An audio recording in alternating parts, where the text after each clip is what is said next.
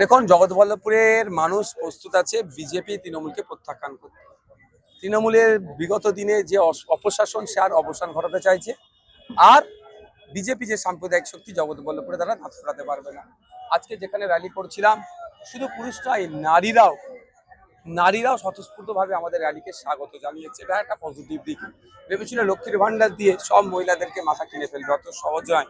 মায়েরা চাই হাতে কাজ, মায়েরা চাই তার শিশুটা যে স্কুলে যাচ্ছে শিক্ষা, মায়েরা চাই হসপিটালে গেলে অন্তত সরকারি ট্রিটমেন্ট যাতে ভালো করে পায়, মায়েরা চাই তার বাড়ির ছেলেটা একটা যাতে সরকারি চাকরি পাক, অন্তত না হলো বেসরকারি ইনফরমাল সেক্টরে যেগুলো কাজ করছে অন্তত তার মিনিমাম ওয়েজেসটা ঠিক করে একটা চাকরি পাক।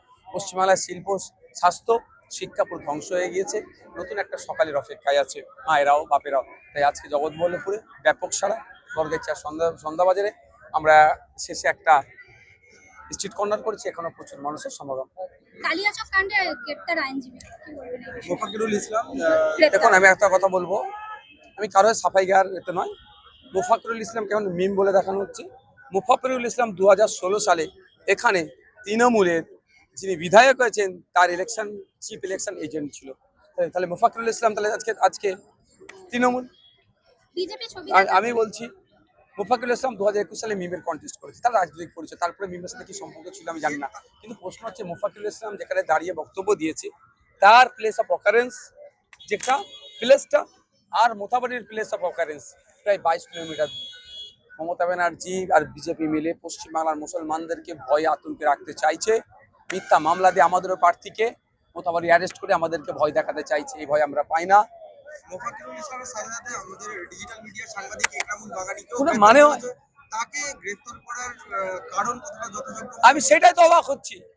তা আমি যে আবার গণতন্ত্রের তথাকথিত গণতন্ত্রের চতুর্থ স্তম্ভ বলা হয়, দেখুন আমি একটা যদি কিছু কথা বলি, আপনি সেটা যদি পরিবেশন করেন তাহলে আপনাকে গ্রেফতার করবে।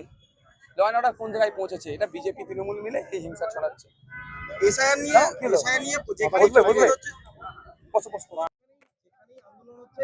শাসক দলের তরফ থেকে বলা হচ্ছে যে উস্কানিমূলক বক্তব্য দেওয়া হচ্ছে বা এবং উস্কানিমূলক বক্তব্যের কারণে সেই এলাকায় উত্তেজনা সৃষ্টি হচ্ছে। তো এইভাবে এই বলে তাদেরকে গ্রেফতার। শুনুন, এনআরসি সিএর সময় মমতা ব্যানার্জি এক রাতে কত মুসলিম মানুষকে অ্যারেস্ট করেছিল জানেন?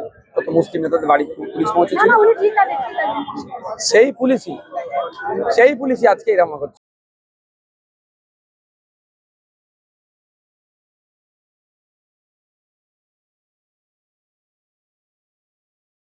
একটা চোরা স্রোত বইছে গোটা বিধানসভা এলাকা জুড়ে।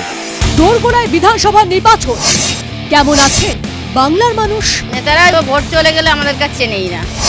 রাস্তা হোক বা জলের সমস্যা, কিছু কিছু জায়গা আছে কোনো রাস্তাই নেই। কতটা কাজ হলো 5 বছরে? পয়সা পেলেই সব কাজ করা যায়। কসমেটিক উন্নয়ন, বাংলার প্রত্যেক কেন্দ্রে TV9 বাংলার ক্যামেরা। 294টা কেন্দ্রের মানুষ কেমন আছে আপনাদের শোনাবো। খুঁজে দেখা যাক সব গলির গল্প। দেখুন বাংলার কথা, চোখ রাখুন TV9 বাংলায়।